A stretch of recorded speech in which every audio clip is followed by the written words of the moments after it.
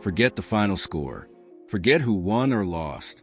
What happened to Caitlin Clark in today's game against Dallas could have ended everything we've been waiting for in 2026. I'm talking about a play so reckless, so dangerous, that the entire arena went silent. Alanna Smith just crossed a line that nobody saw coming. Let me paint the picture for you real quick. We're barely into the second quarter. Indiana's rolling. Clark's already got 13 points, and she's cooking. The energy's different this season. You can feel it. After everything that happened in her rookie year, after all the cheap shots, the controversy, the targeting, the league promised us things would change. New rules, better protection, a fresh start for the game's biggest star. Today was supposed to prove that. Instead, we got a reminder that some things in this league refuse to die. That old mentality, that resentment, that need to put Clark in her place, it's still lurking. And Alanna Smith decided to be the messenger. Here's what makes this whole situation even crazier. Smith and the Fever were in serious talks just months ago. She almost wore that same jersey Clark's wearing. They were teammates in another timeline. But Dallas swooped in, and now here we are, watching what should have been an ally turn into one of the most brutal moments of the preseason. The play itself? We're going to break it down frame by frame in a minute. But understand this first. Clark wasn't just fouled. She was hunted, midair, vulnerable, nowhere to land safely, and Smith made contact that had zero intention of playing the ball. The referees huddled. The crowd erupted. Caitlin stayed on the floor longer than anyone wanted to see.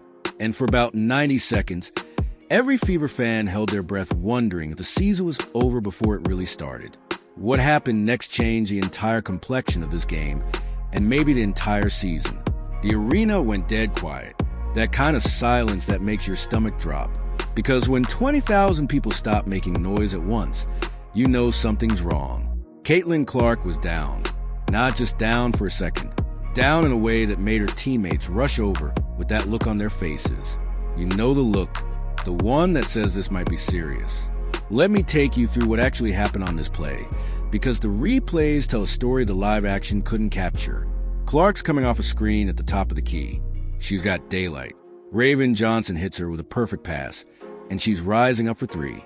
Textbook shooting form. Eyes on the rim. Completely airborne and defenseless. This is where basketball players are most vulnerable, and everybody in the league knows it. You don't undercut a shooter. You don't invade their landing space. It's an unwritten rule that became a written rule, because too many careers ended on plays just like this. Alanna Smith came flying in from the weak side. Now here's where it gets questionable. She's not contesting the shot with her hands. She's not trying to block anything. Her momentum's carrying her directly into Clark's landing zone, and she makes no attempt whatsoever to give her space. Contact happens while Clark's still in the air, twisting, with no way to brace herself or adjust. The sound of her hitting the court echoed to the speakers on the broadcast. Immediately, the whistle blows. But it's not just one whistle. It's three officials blowing at once. That never happens unless something's bad. The refs converge at midcourt before even checking on Clark. They already know this is getting reviewed. They already know this is going to be ugly. Stephanie White is off the bench before her clipboard hits the chair. She's storming toward the officials with an intensity we haven't seen from her yet this season. Meanwhile, Clark's still on the ground, grabbing her knee, and the training staff is sprinting across the hardwood. Here's what nobody's talking about yet, but everybody needs to understand. This wasn't just some random preseason collision. The history between these two runs deeper than most people realize, and adds a whole different layer to what just went down. Alanna Smith spent last season watching Caitlin Clark dismantle her team every time they matched up. Dallas faced Indiana 4 times in the regular season. Clark averaged 32 points in those games. 32. She embarrassed their defensive schemes, made their game plans look like high school strategies. And Smith? She was on the court for most of that damage. She had a front row seat to the Caitlin Clark show, and from the post-game interviews last year, you could tell it ate at her. There was one game in particular back in August where Clark dropped 41 on Dallas. Smith was her primary defender for 12 of those possessions. Clark scored on 9 of them. After that game, Smith didn't even stop for media. just walked straight to the locker room. Her teammates had to answer questions about getting torched while she disappeared. Fast forward to this offseason. The Fever were rebuilding their front court. They needed size, shooting, versatility. Alanna Smith checked every box. Negotiations happened. Terms were being discussed. For about 2 weeks, it looked like Smith was going to be wearing Indiana blue. She would have been protecting Clark instead of targeting her. But something fell apart. Maybe it was money. Maybe it was role definition. Maybe it was something personal we'll never know about. Dallas offered her more. More minutes. More money. More respect. She signed within 48 hours. Now she's on the opposite side, and based on what we just saw, she brought all that frustration with her. The replay review takes almost 4 minutes. That's an eternity in game time. The officials are watching it from every angle. Baseline camera, overhead view, slow motion. You can see it clear as day. Smith's feet never stopped moving toward Clark's space. There's no defensive play being made. Just body, just contact, just impact. The lead official walks over to the scorer's table and makes the signal. Flagrant 1. The crowd erupts, but half of them are booing because they think it should have been worse. Flagrant 2. Ejection. Send her to the locker room. But the refs settle on Flagrant 1, which means Smith stays in the game, and that decision is about to create even more drama. Caitlin finally gets up. She's limping slightly, testing her knee, rotating her ankle. The trainers are asking her questions. She's shaking her head, waving them off, trying to convince everyone she's fine. But you can see it in her face. She's shaken, not just physically, mentally, because this is exactly what she dealt with all last season. The targeting, the physical play that crosses a line, the refs calling a flagrant, but not doing enough to actually stop it from happening again. Stephanie White is still heated on the sideline. She's pointing at the monitor. She's arguing with the crew chief. Her message is clear. That should have been an ejection. That should have been a statement from this league that they're not tolerating this garbage anymore. But the refs stand firm. Flagrant 1. 2 free throws in possession. Game continues. Clark steps to the line. The entire arena is on their feet now. This moment is bigger than free throws. It's about how she responds. Does she let this rattle her? Does she lose her focus? Or does she do what she's always done and turn pain into performance? First free throw. Swish. Doesn't even touch the rim. The crowd gets louder. Second free throw. Same result. Automatic. Cold-blooded. She stares down the Dallas bench as she backpedals on defense. And you can read her lips clear as day. That all you got? Alanna Smith is standing near half court, expressionless. But you know she's hearing every word from the Fever fans. The chants start. Throw her out. Throw her out. Smith doesn't react. Just jogs back on defense like nothing happened. But something did happen. And what Caitlin Clark did after those free throws was nothing short of legendary. The next 8 minutes of basketball weren't a game anymore. They were a statement, a message, a promise. Caitlin Clark went into a zone that we rarely see outside of highlight reels. She was everywhere, attacking downhill, running the offense, making reads that left her teammates shaking their heads in disbelief. It was like she flipped the switch after that contact with Smith, and suddenly nothing was going to slow her down. Watch this next possession. She's got the ball at the top of the key. Dallas is playing tight defense, but she's fast in the scheme. Crossover dribble, one step, and she's in the paint before their big can even react. Floats it up with her left hand. Bucket. No hesitation. No fear. Just pure instinct and skill. 3 possessions later, she's running the pick and roll with Aaliyah Boston. The Dallas defense collapses. Clark sees it before it happens. Kick out past the corner. Raven Johnson's been waiting for that ball her entire career. 3-pointer. Good. The bench is going crazy. Stephanie White is nodding, arms crossed, like, this is what I'm talking about. By the end of the second quarter, Caitlin Clark had 23 points. 23 in 21 minutes, on 9 of 13 shooting. 2 of 3 from distance. 8 of 9 from the free throw line. And here's the thing that nobody's paying attention to yet. 0 turnovers. She didn't force a single thing. didn't get reckless, didn't play out of control, even though every fiber of her being probably wanted to. That's the mark of a true superstar. That's maturity. That's professional basketball at the highest level. Meanwhile, Alanna Smith was struggling, really struggling. She had 2 fouls already. She was tentative on offense. She knew she was being watched. She knew the league was going to be reviewing this footage. And worst of all, she knew she was getting outplayed by the exact player she was supposed to be stopping. The half ended with Indiana down 7. But the momentum shift was unmistakable. Everything changed in the third quarter, and it all came back to one decision Stephanie White made at halftime. She pulled Caitlin Clark aside in the locker room. Nobody knows exactly what was said, but based on what happened next, it was something like this. They're going to keep coming at you. Let them.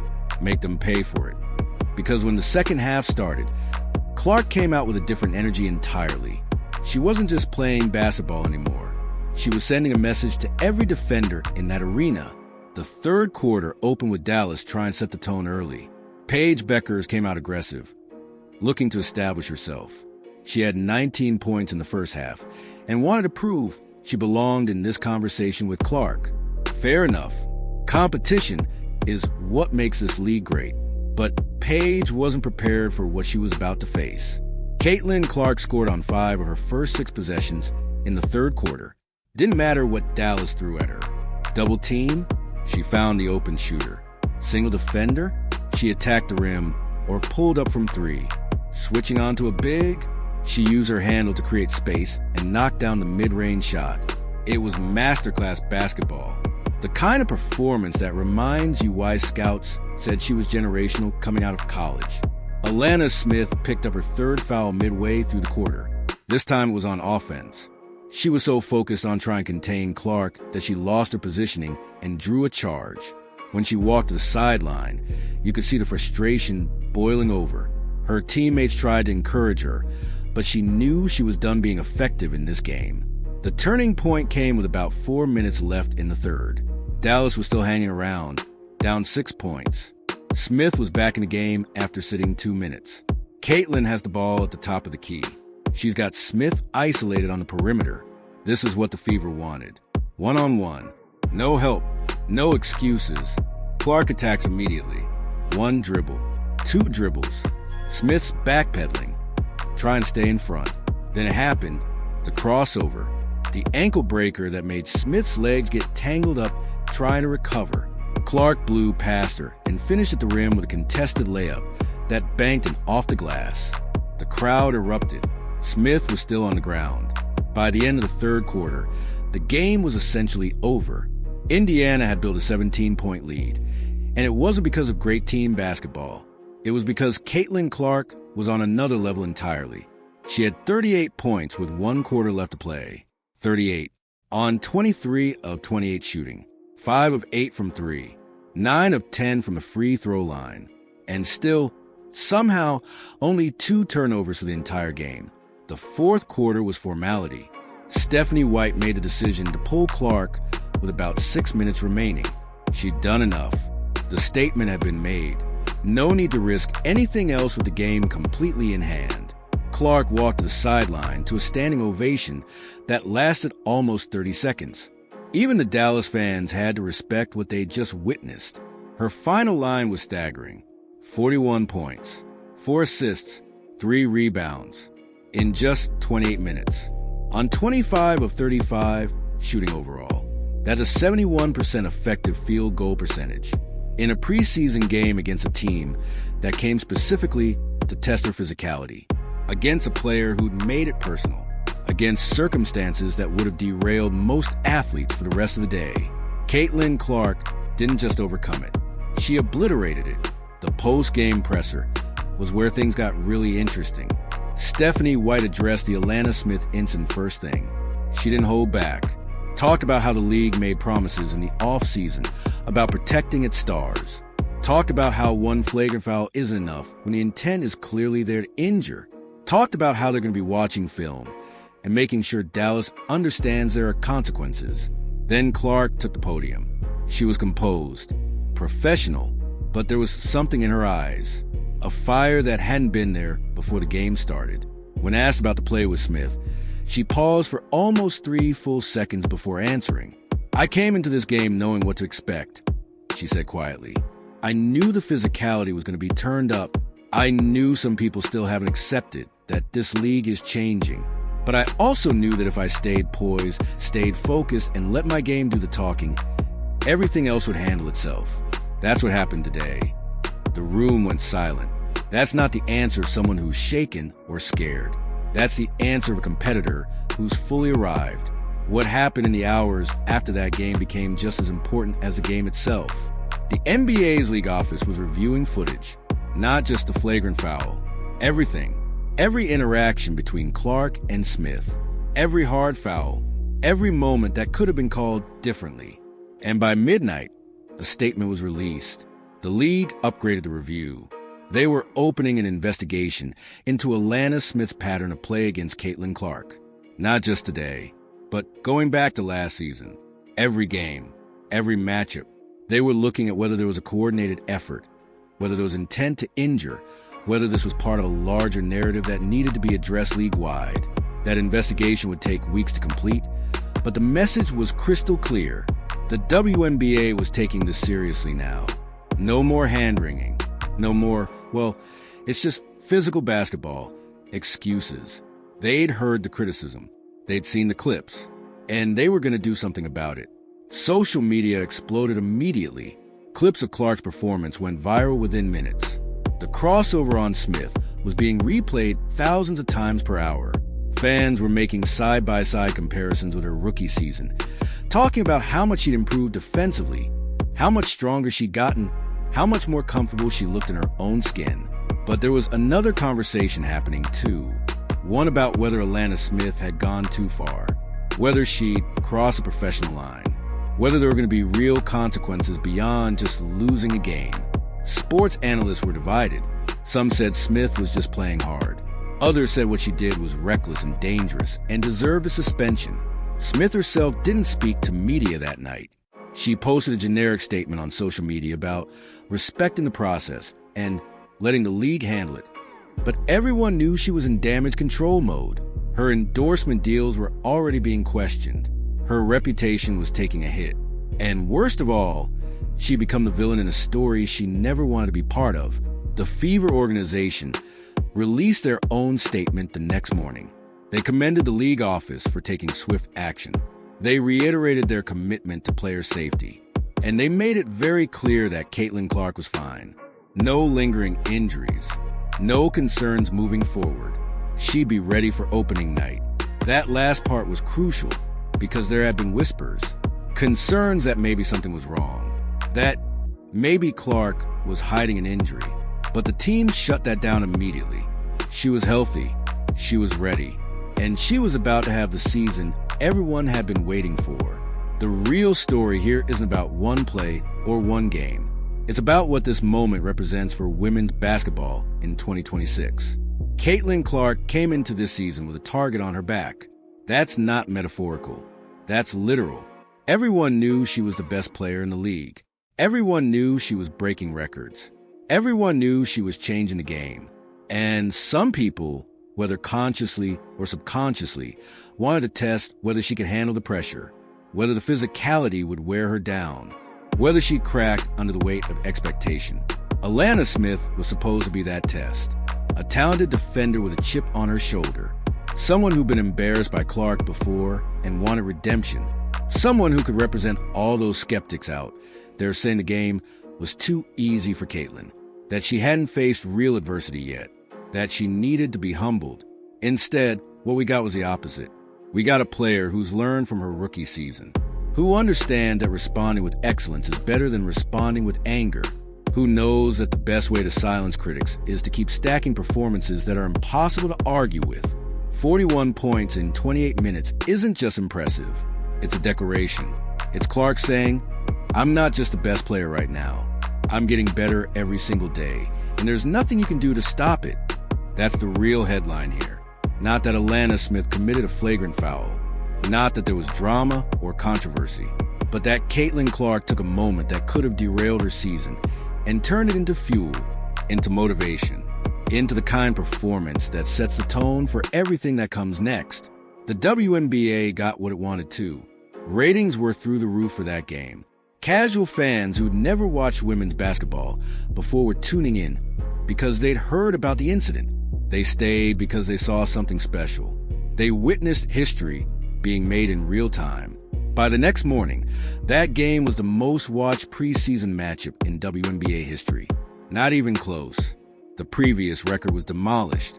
Millions of people watched Caitlin Clark respond to adversity with 41 points and near-perfect efficiency. Millions of people saw why she's the most important player in this league right now. But here's what keeps you up at night if you're part of the Fever organization. That was preseason. That was one game. The real test is coming now. Opening night is 48 hours away, and the entire basketball world is watching to see if Caitlin Clark can sustain this level of play when it actually matters. Because preseason performances, no matter how dominant, don't count in the standings. They don't move you closer to a championship. They're a preview, a promise of things to come. But the question everyone's asking is whether Clark can bring that same intensity, that same focus, that same excellence when every possession has real consequences. Stephanie White knows this. That's why she pulled Clark in the fourth quarter. Not to protect her from injury, though that was part of it, but to manage her mentally and physically for what's coming. Opening night against New York, a packed Madison Square Garden, national television, the kind of stage where legends are made or broken. There are also whispers about roster changes coming. The league investigation into Alanna Smith might result in fines, suspensions, or even a trade demand from Indiana. The Fever organization has made it clear they're not going to tolerate anyone targeting their star player. If the investigation finds coordinated intent, there could be real penalties, real consequences that ripple through the entire league. That message matters because it sets a precedent. It tells every other team, every other player, that you can't just physically assault Caitlin Clark and expect to move on. There's going to be accountability. There's going to be a cost. And that cost is going to be high enough that people think twice before testing her again. The 2026 season is officially here now. And based on what we saw in that preseason game, it's going to be something special. Caitlin Clark proved that she's not just talented, she's resilient, she's professional. She's ready for whatever this league is going to throw at her. And when things get difficult, when the pressure gets real, she responds by elevating her game to another level entirely. That's championship mentality. That's what separates the good players from the great ones. The question now isn't whether Caitlin Clark can handle the physicality of the WNBA. She's already answered that. The question is how many records is she going to break on her way to a title? How many triple-doubles will she average? How many times will she take over games when it matters most? Opening night will give us the first real answers. So here's what I want to know. Drop a comment below and tell me, do you think Alanna Smith crossed the line, or was that just competitive basketball? And more importantly, do you believe Caitlin Clark is going to dominate this entire season the same way she dominated that game? Let me know your thoughts in the comment section.